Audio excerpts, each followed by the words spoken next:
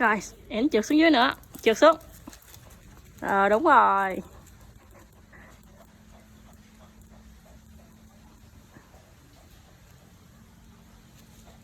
Leo lên, trượt xuống cái nữa.